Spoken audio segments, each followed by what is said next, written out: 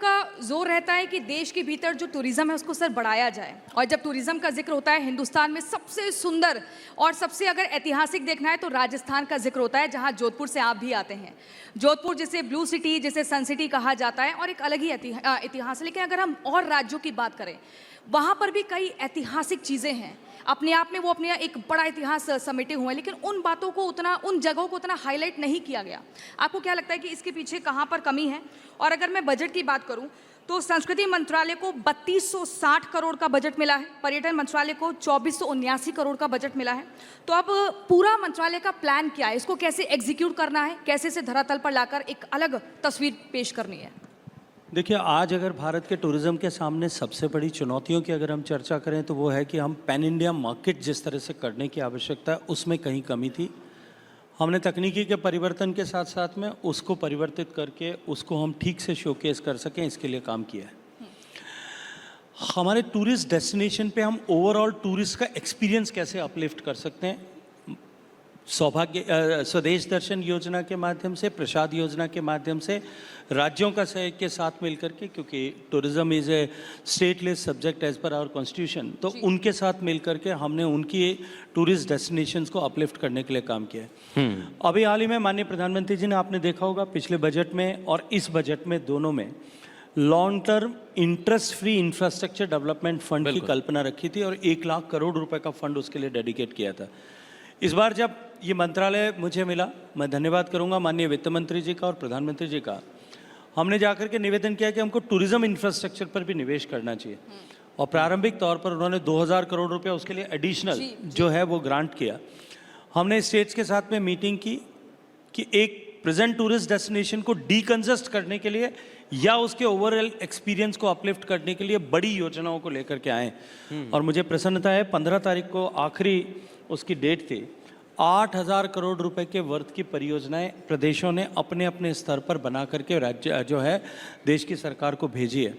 तो हम टूरिज्म के मंत्रालय के डिफरेंट बजटरी हेड्स जो हैं हमारे, उन सब में अकोमोडेट करके हम देश के टूरिज्म एक्सपीरियंस को, टूरिस्ट एक्सपीरियंस को किस तरह से बढ़ा सकें।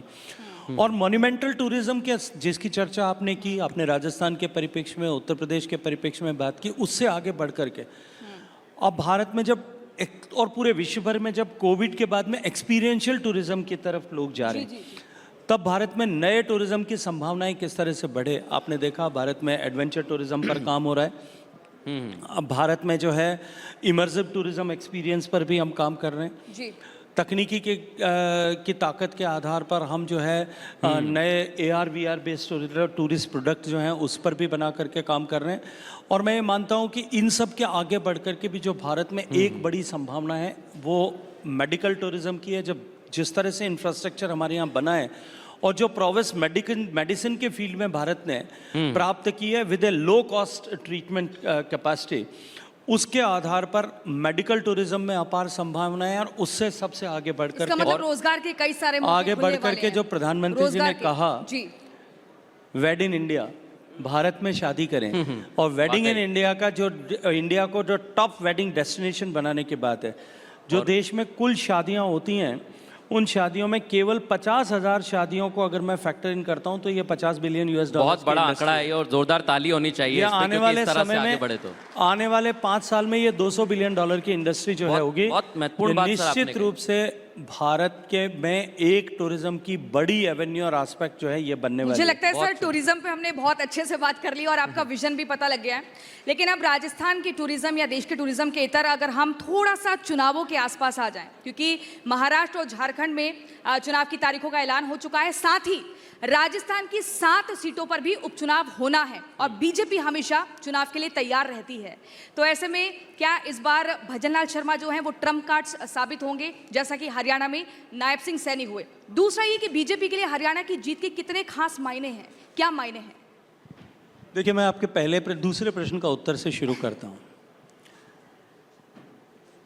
हरियाणा में भारतीय जनता पार्टी की विजय, 10 साल तक जिस तरह से भारतीय जनता पार्टी की सरकार ने, डबल इंजन की सरकार ने वहाँ काम किया, जो पर्ची और खर्ची का नैरेटिव वहाँ बना हुआ था उसको तोड़ने में सफलता प्राप्त की।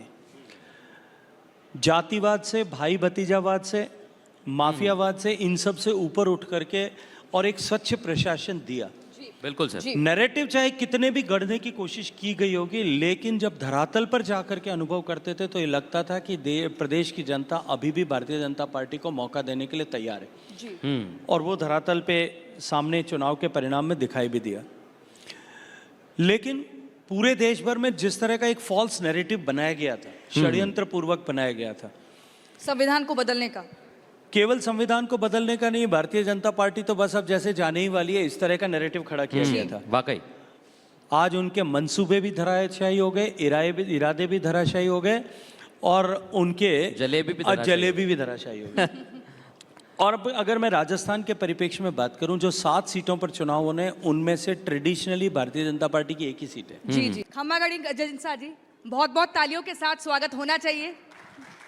थैंक यू, बहुत धन्यवाद। गजेंद्र सिंह शेखावत जी का अपने जोधपुर में जो लोगों के प्रति एक लगाव है, एक अलग लेवल का है, मैंने खुद देखा है। लेकिन वहां पर गज्जू बनना बहुत बोलते हैं आपको लोग, आखिर इसके पीछे वजह क्या है? देखिए, मैं जब विश्वविद्यालय छात्र संघ की राजनीति में आया था, और तब उस समय जो साथी लोग, जो मित्र लोग जिस नाम से पुकारते थे, धीरे धीरे वही नाम वहाँ जोधपुर में एस्टेब्लिश हो गया। और अब लगभग सभी लोग आज भी उसी नाम से पुकारते भी हैं, और मुझे भी उसी नाम से पुकारा जाना मुझे लगता है कि बेहतर है। ज़्यादा करीबी, ज़्यादा अपनापन, ज़्यादा अपनायत जो है वो महसूस होती है। और मेरा शहर जो है वो अपनायत का शहर है, प्रेम का शहर है, प्रीति का शहर है, संबंधों का शहर है। इसलिए वहाँ पे इस तरह के नाम से पुकारे जाने की परंपरा भी है। और ये जो प्रेम है जिसका प्रियंका ने जिक्र किया, जो प्रियंका ने देखा है वहाँ जाकर, मैं एक बहुत महत्वपूर्ण चीज़ है जो दर्शकों को बताना चाहता हूँ। जब भारत में विविधता की बात आती है तो संस्कृति और पर्यटन हमारे जहन में आता है। और ये आसान बात नहीं है कि आपको ये जिम्मेदारी दी गई है। लगातार तीसरी बार आप सरकार में मंत्री हैं। गजेंद्र जी, सबसे महत्वपूर्ण बात मैं दर्शकों को बताना भी चाहूँगा, जिस तरह संस्कृति पर्यटन मंत्रालय पहले काम कर रहा था और निरंतर उसमें सुधार हो रहा है, क्या आपको लगता है कि अभी हमें बहुत सुधार करना है और उस दिशा में भारत आगे बढ़ रहा है? देखिए, निश्चित रूप से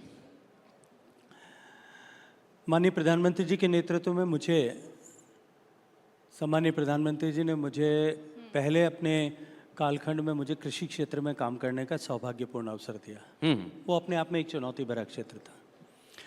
जब 2019 में देश की जनता ने दूसरी बार आशीर्वाद दिया और माननीय प्रधानमंत्री जी के नेतृत्व में जल जो जीवन का आधार है और आने वाले समय में देश और दुनिया के लिए एक बड़ी चुनौती का विषय है जी, उस पर काम करने का सौभाग्यपूर्ण अवसर मुझे सम्मानीय प्रधानमंत्री जी ने दिया। और तीसरी बार अब 10 साल के सम्मानीय मोदी जी के कालखंड के बाद में, उनके शासन के बाद, जिस तरह से भारत का मान और सम्मान पूरे विश्व भर में एक बार पुनः नए सिरे से प्रतिस्थापित हुआ है, जिस तरह से भारत की संस्कृति, भारत के सांस्कृतिक पक्ष, भारत से उद्भूत ज्ञान, चाहे वो संस्कृत है, भारत का योग है, भारत का आयुष है, भारत की कृषि परंपरा है, भारत की ऋषि परंपरा है, भारत की कला और संस्कृति है, इन सब को जानने और पहचानने का एक नए सिरे से आकर्षण विश्व में भारत के प्रति बढ़ा है। भारत को देखने का नजरिया जिस तरह से बदला है, उसके चलते हुए ये जो डिपार्टमेंट है, ये जो मंत्रालय है, निश्चित रूप से बहुत बड़ी संभावनाओं के साथ में काम करने वाला, कर सकने वाला जो है वो विभाग है। और माननीय प्रधानमंत्री जी ने मुझे इस महत्वपूर्ण अवसर पर इस पर काम करने का सौभाग्यपूर्ण अवसर प्रदान किया है। जहाँ तक पर्यटन के दृष्टिकोण से बात करें, हम सब ने इतिहास में पढ़ा है, भारत को जानने के लिए, भारत की बौद्धिक संपदा को अनुभव करने के लिए, भारत के ऐश्वर्य को अनुभव करने के लिए, भारत के ज्ञान और विज्ञान को पहचानने के लिए, भारत की स्थापत्य को जानने के लिए दुनिया भर से भारत में लोग, इतिहास साक्षी है, भारत को आते थे। केवल आते नहीं थे,